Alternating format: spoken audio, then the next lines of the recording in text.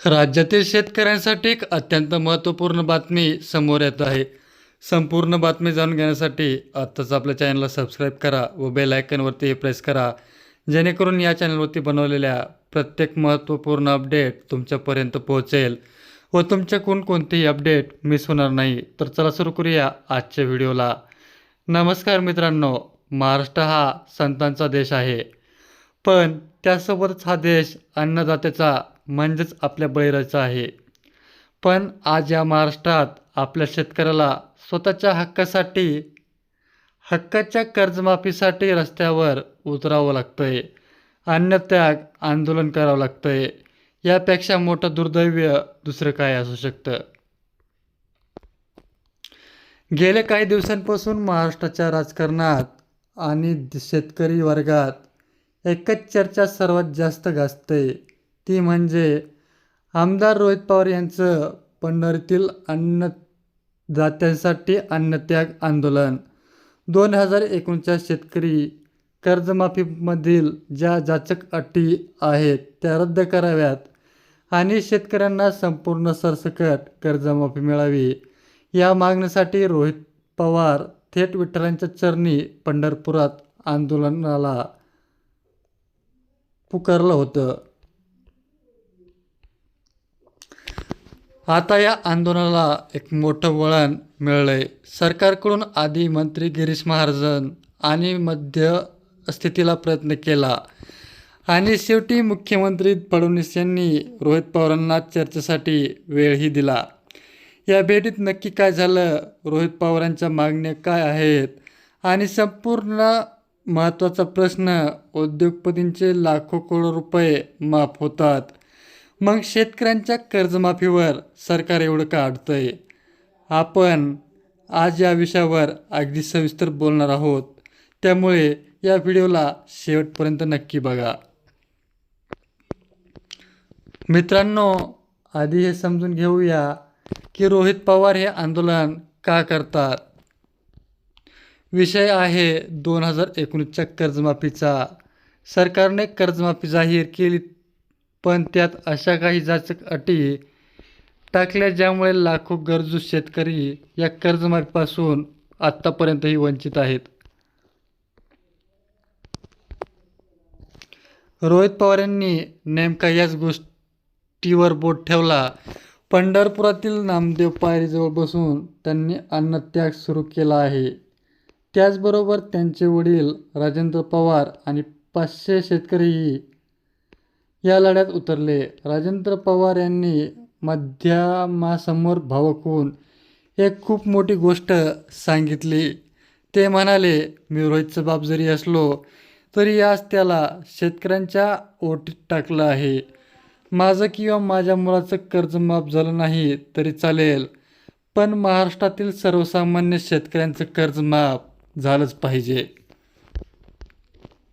रोहित पवारांचा सरकारला काय सवाल होता.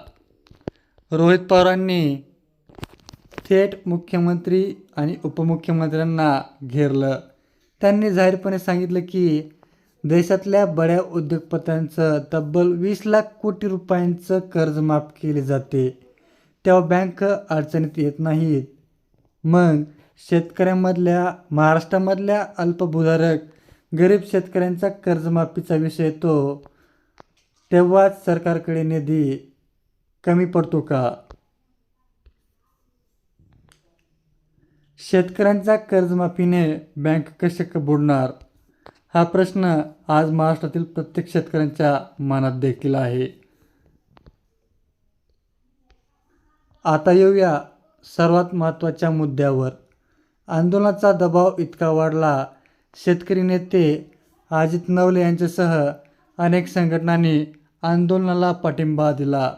रोहित पवारांची तब्येत आणि ब्लड प्रेशर, शुगर यावर डॉक्टरांनी लक्ष ठेवायला सुरुवात केलेली आहे.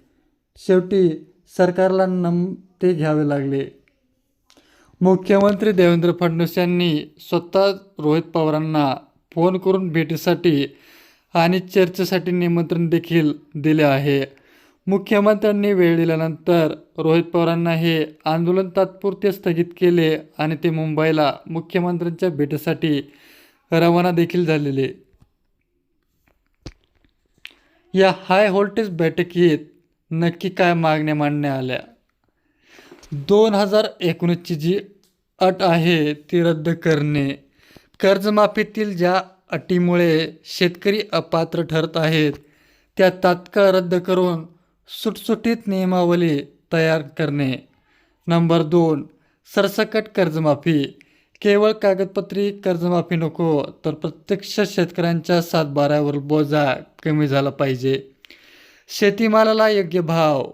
फक्त कर्जमाफी देऊन आता भागणार नाही, तर शेतकऱ्यांच्या पिकाला हमीभाव मिळाला पाहिजे, जेणेकरून तो पुन्हा कर्जाच्या खाईत पडणार नाही. या बैठकीत मुख्यमंत्र्यांनी सकारात्मक आश्वासन दिलं असल्याचे समजतंय, पण महाराष्ट्र सरकारने यापूर्वीही अनेक आश्वासने दिली आहेत. त्यामुळे आता आश्वासन नको, थेट GR हवा आहे, अशी भूमिका विरोधकांनी आणि शेतकऱ्यांनी घेतलेली आहे. मित्रांनो, हा सगळा विषय फक्त आंदोलनाचा नाही आहे, याला एक राजकीय किनारा देखील आहे.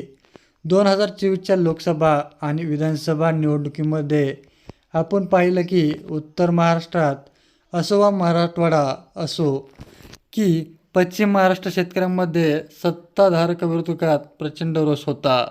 विशेषतः खानदेशात भाजपाचे संकटमोचक समजलं जाणारे गिरीश महाजनांच्या यांच्या जामनेर मतदारसंघात आणि आजूबाजूला शेतकरी नाराजगिरी उघडपणे बोलून दाखवली होती.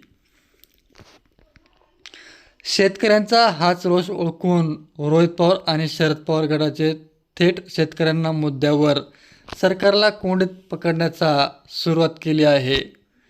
जर सरकारने ही कर्जमाफी घाईघाईने आणि प्रामाणिकपणाने लागू केली नाही, तर आगामी काळात सरकारला ग्रामीण भागात मोठी किंमत मोजावी लागू शकते, हे राजकीय विश्लेषण देखील सांगत आहे. त्यामुळे रोहित पवार यांनी मुख्यमंत्र्यांना थेट आव्हान दिलं की आमच्याशी चर्चा करायला अशा मंत्र्यांना पाठवा ज्यांना खरंच अभ्यास आहे. कोणत्याही तोंडपाटकीला करणाऱ्या नेत्यांना पाठवू नका. यावरून हा लढा किती तीव्र आहे हे देखील स्पष्ट होत चाललं आहे. तर मित्रांनो, आज रोहित पवार यांनी मुख्यमंत्री यांच्या भेटीनंतर कर्जमाफीचा प्रश्न सुटणार का, की पुन्हा एकदा शेतकऱ्यांच्या पदरात फक्त आश्वासनच पडणार, हा येणारा काळच ठरवेन. पण एक गोष्ट नेमकी आहे, जोपर्यंत महाराष्ट्राचा शेतकरी सुखी होत नाही तोपर्यंत महाराष्ट्राचा विकास होऊ शकत नाही. शेतकऱ्यांना कर्जमाफी देणं ही सरकारची मेहरबानी नाही, तर तो त्यांचा हक्क आहे. जेव्हा शेतकऱ्यांच्या लहरीमुळे, दुष्काळामुळे किंवा अतिवृष्टीमुळे पिकांचं नुकसान होतं तेव्हा मायबाप सरकारने शेतकऱ्यांच्या पाठीशी खंबीरपणे उभं राहिलंच पाहिजे. तुम्हाला काय वाटतं, रोहित पवारांनी उचललेलं हे पाऊल योग्य आहे का? सरकार खरोखरच प्रामाणिकपणे शेतकऱ्यांचं कर्ज माफ करेल का, की हा एक फक्त राजकीय स्टंट आहे? तुमचं मत खाली कमेंट बॉक्समध्ये नक्की कळवा. हा व्हिडिओ जास्तीत जास्त शेतकरी बांधवापर्यंत पोहोचण्यासाठी शेअर करा आणि अशाच ताज्या राजकीय आणि सामाजिक घडामोडींसाठी आपल्या चॅनलला सबस्क्राईब करायला विसरू नका. जय जिजाऊ, जय शिवराय, जय बळीराजा.